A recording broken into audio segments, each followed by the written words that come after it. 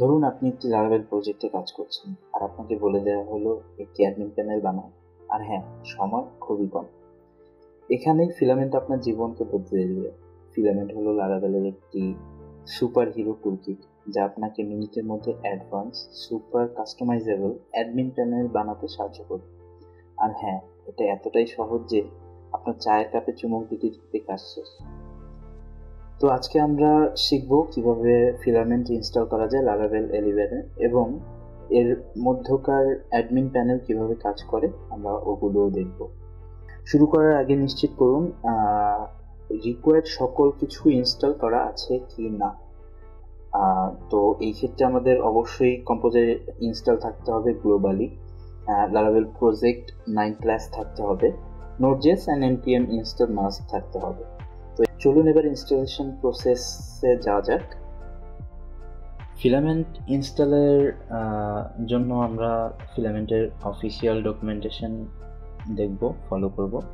So let's go, দেখা যাক কীভাবে আমরা ফিলামেন্ট ইনস্টল করতে পারি আমাদের লারাভেল প্রজেক্টে।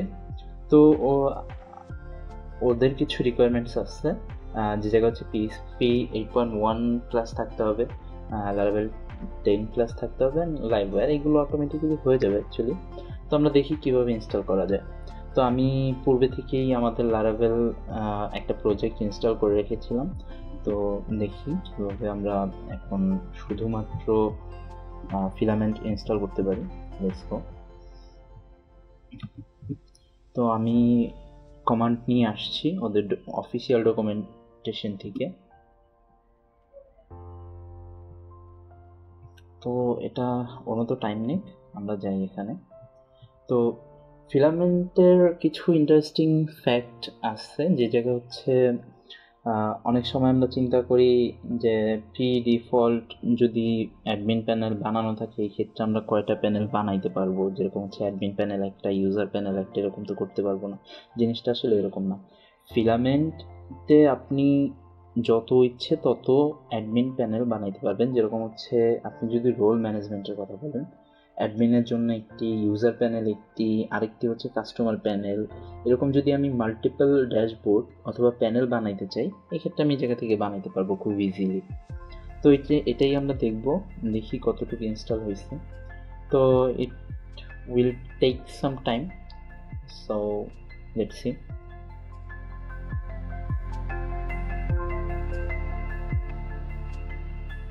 আমাদের প্রসেসটি শেষ হয়েছে, আমরা সেকেন্ড প্রসেসে যাব, কিভাবে প্যানেল ইনস্টল করতে হয় আমরা এটা দেখব। আমি কিছুক্ষণ আগে একটা জিনিস মেনশন করছি, আমরা যত ইচ্ছে তত প্যানেল বানাতে পারবো। তো এই ক্ষেত্রে হচ্ছে আমরা এই প্যানেলের এই জায়গায় লেখা আছে হোয়াট ইজ দ্য আইডি, ওরা একটা রেফারও করে দিচ্ছে অ্যাডমিন। তো আমরা এই জায়গায় অ্যাডমিন রাখতে পারি, ইউজার রাখতে পারি, এইটার উপরে ডিপেন্ড করেই হচ্ছে আমাদের ইউআরএল হবে, লাইক হচ্ছে আমাদের local host /admin/login, something like that.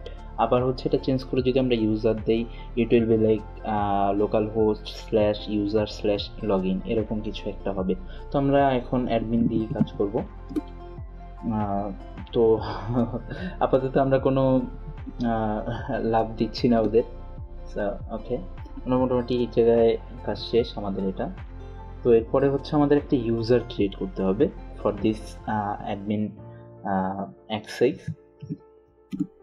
এটা করলে ওরা ওদের মতো নিজেদের মতো কিছু ইনফরমেশন নিয়ে নেবে। তো এটা হচ্ছে ম্যান্ডেটরি, ইভেন হচ্ছে এটা আপনার জেনে রাখতে হবে, ইভেন পাসওয়ার্ডটাও হচ্ছে মনে রাখতে হবে।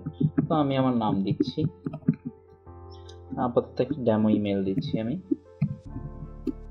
পাসওয়ার্ড 1 থেকে 8 পর্যন্ত আমি দিলাম। ইটস ডান। তো টোটালি এটা আমার কমপ্লিট হয়ে গেছে। তো আমার লোকাল হোস্ট নাই, আমরা হচ্ছে প্রজেক্ট ডিপ্লয় করেছি হচ্ছে আমাদের অন্য পোর্টে। তো চেক দিই, এই জায়গায় অলরেডি হচ্ছে আমাদের এটা আছে।